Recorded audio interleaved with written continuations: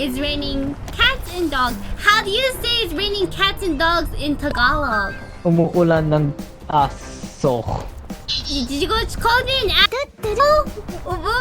No, it's just a Tagalog word. It's just a Tagalog word for dog. You call dog Tagalog? Yeah. Yes. Like ASO. The spelling is close to. Yeah, it is close to, but it's not. I swear. What did Filipinos do to the dogs to call the dogs? I don't know. I guess Filipinos don't like dogs. Wait, how do you say cat? What's cat? Pusa. Why does it sound like Because cat is.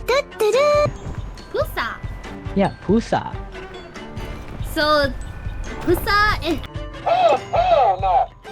A pusa. Like dog and cat.